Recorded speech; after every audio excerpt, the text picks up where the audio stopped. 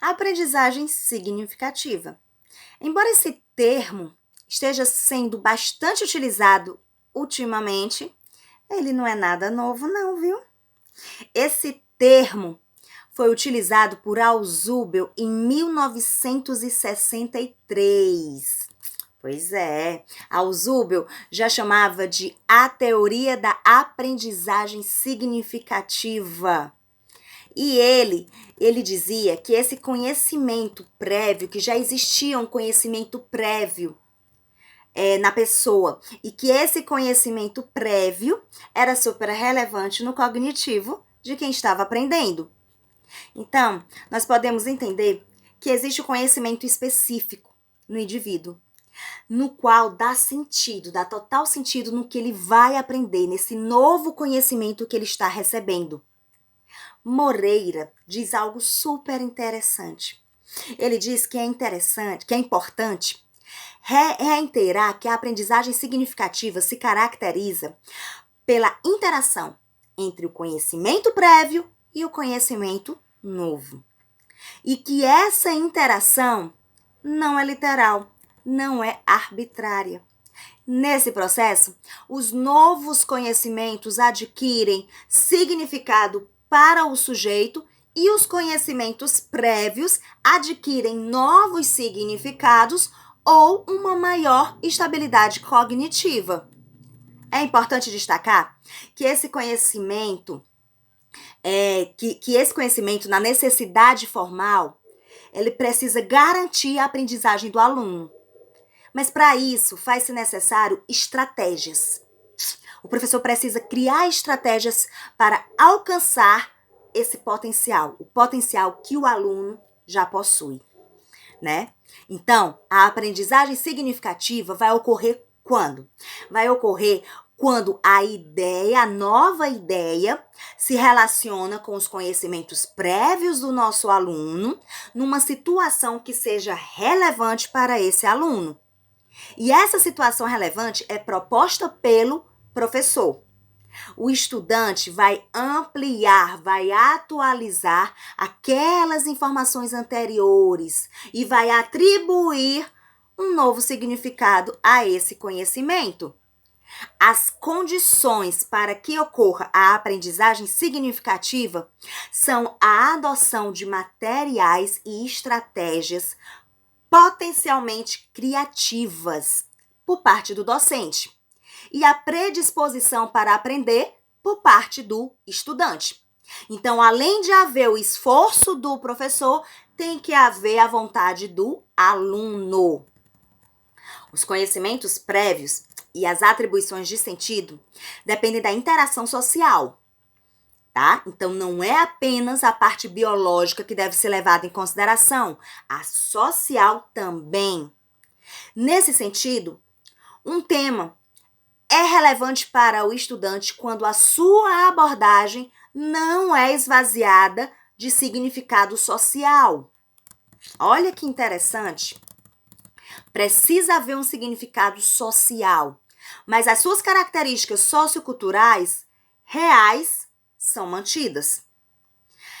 A escuta, a circulação da palavra durante a aula é simplesmente fundamental para a identificação dos significados acerca do tema presente entre os estudantes. O que eu quero dizer com isso? Eu quero dizer que o professor precisa escutar o seu aluno. Ele precisa conhecer o seu aluno para saber exatamente como relacionar o conhecimento novo com os conhecimentos prévios do seu aluno. Precisa conhecer um pouco do social do seu aluno, porque precisa do contexto social, para que possa inserir esse conhecimento novo. Uma abordagem lúdica, ainda que desejável, ainda que interessante e ainda que estimulante, ela não vai garantir uma aprendizagem significativa. E sabe por quê? Porque é preciso promover uma reflexão, uma negociação de significado. Então não basta a aula ser bacana, ser lúdica, ela precisa dar significado a esse aluno. Embora os estudos de Ausubel sejam centrados na dimensão cognitiva, Na atualidade, as outras dimensões humanas são consideradas tão relevantes para a aprendizagem quanto a cognitiva. Interessante, não é isso? Pois é. E aí, gente, que conhecimentos relevantes poderiam ser esses, né? Ausubel considerou alguns pontos, certo? De acordo com ele, né, como a gente já disse, o conhecimento prévio não garante a aprendizagem se não estiver enquadrado no senso comum, tá? Então, não adianta também só o aluno ter um conhecimento prévio. Tem que haver um senso comum, tem que haver uma relação entre o conhecimento prévio e o conhecimento novo. Senão, não vai conseguir gerir um conhecimento, né? Um meio termo. Então, para o Zubel, né, ele alicerça a estrutura cognitiva. E para isso, ele designou duas condições para que a ocorrência da aprendizagem significativa aconteça. Quais são? Primeiro, o material da aprendizagem deve ser potencialmente significativo, deve ser apropriado para o diálogo de maneira adequada e relevante com o conhecimento prévio do aprendiz.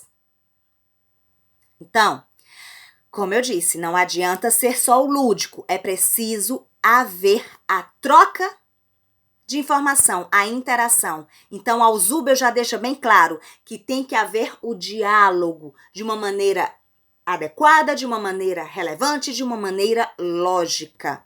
E ele diz também que o aprendiz deve ter a predisposição para aprender. Ele tem que relacionar, tá certo? Ele tem que ter uma relação com esse novo conhecimento e esse novo conhecimento tem que oferecer sentido para ele. Então, como eu também já disse, tem que haver o interesse das duas partes, tá? Então, esses dois pontos estão totalmente interligados, e eles não agem um sem o outro. Então, é necessário conhecimento prévio para que haja um novo conhecimento. E dessa forma, né, faz toda a estrutura cognitiva que dá a atribuição à aprendizagem significativa. Com isso, nós podemos perfeitamente inferir que a aprendizagem, para ser totalmente eficaz, para ser exatamente aquela que o educador tanto almeja, ela depende tanto do educador quanto do educando. Os dois precisam ser parceiros nessas jornadas. Os dois precisam ser cúmplices. Os dois precisam ter consonância nos seus interesses. Interessante, não é? Pois é. Se você gostou desse assunto, se ele foi relevante para você, então deixa aí o seu joinha, compartilha com seus colegas para que essa informação seja disseminada. Se você quer receber mais informações, aciona aí o sininho, segue o nosso canal, que logo, logo virá muito mais informações bem interessantes. Muito obrigada pela sua atenção e até a próxima!